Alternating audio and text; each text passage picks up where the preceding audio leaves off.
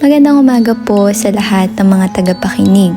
Bago pa lamang po ang channel na ito at ngayon lang po ako mag-share ng mga sinulat ko.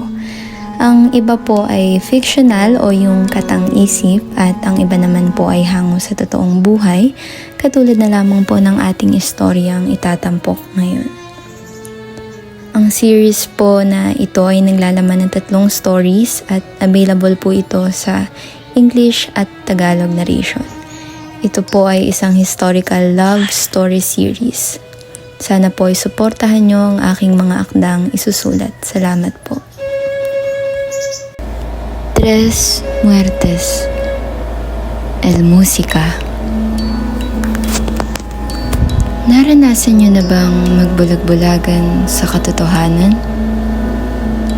Sabi nila, ang pag-ibig daw ay sadyang nakakabulag.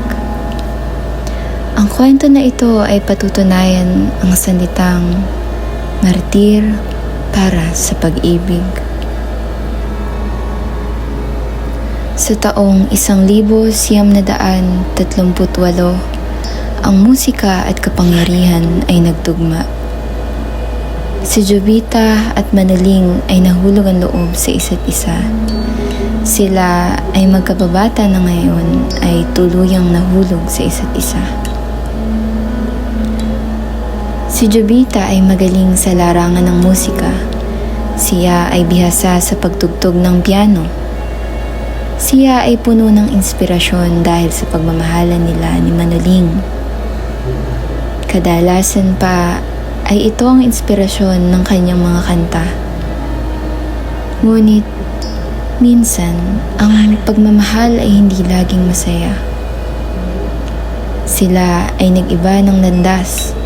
Si Manoling ay nag-aral ng batas at si Jovita naman ay itinuloy ang kanyang pag-aaral sa Maynila. Ngunit, hindi naging hadlang ang distansya at oras. Malaunan ay umakyat ng ligaw si Manoling kay Jovita. Madalas niya itong dinadalaw at dinadala ng lanzones, kasabay ng panonood nito sa pagtugtog ng piano ng sinisinta. Di rin tumagal ay ibinigay ng dalaga ang kanyang matamis na oo sa kasintahan. Ngunit, lumipas na ang mga araw, buwan at taon, ngunit parang may kulang pa rin sa kanilang pagsasama. Parehas na silang may abilidad upang magsama at magpakasal.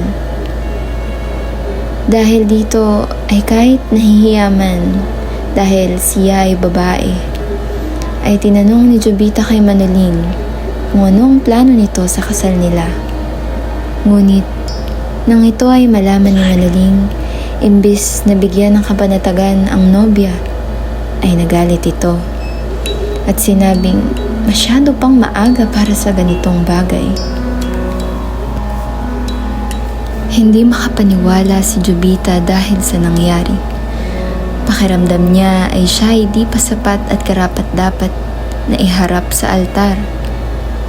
Ngunit, mas pinili niya na intindihin ang minamahal niya at umasa na darating din ang araw na ikakasal din siya. Dahil sa nangyari, ay pinili ni Manoling na maghiwalay muna sila upang makapag-isip-isip. Lumipas ang mga taon. Si Jovita ay patuloy na nag-iintay sa matatamis na pangako ni Manoling. Siya ay sumulat pa ng awitin, Ay Kalisod, na para kay Manoling. Ang liriko nito ay naglalaman, Ay kay lungkot ang binayaan. Gabi't araw ay ikaw ang tinatangisan. Ay naku, kay sawi kong kapalaran, wala na akong kaligayahan.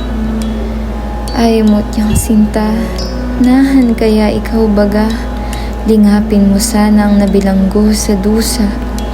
Buti pang mamatay, tuluyang mamatay, nandi ko nadamdamin pa, yaring sawing pagsinta. Nang dumating ang taong 1900, ay naparangalan si Jovita bilang unang national artist sa larangan ng musika. Ngunit siya ay nagtagumpay at bumagsak sa parehas na pagkakataon. Kumalat ang balita.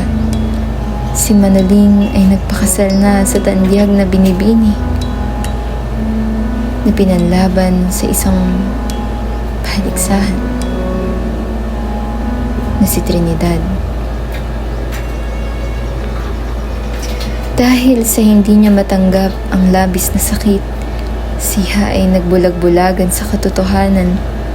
Pinunasan ang mga luha sa kanyang mata at patuloy na tumugtog na para bang walang nangyari. Na patuloy pa rin itong nag-iintay sa minamahal. Minamahal niya na kailanman ay hindi nababalik. Hindi siya kailanman nagpakasal sa ibang lalaki. Ibinuhos na lamang niya ang pagmamahal at atensyon sa kanyang propesyon. Patuloy siyang nag-antay hanggang sa kanyang huling hininga. Maraming salamat po sa lahat ng tagapakinig. Please support po this channel. Please like, share, and subscribe. At anong masasabi nyo sa kwentong ito? Kayo rin ba ay handang magpakamartir para sa pag-ibig? Just comment down below yung mga answer nyo and I will surely appreciate it. Thank you. See you sa next upload natin.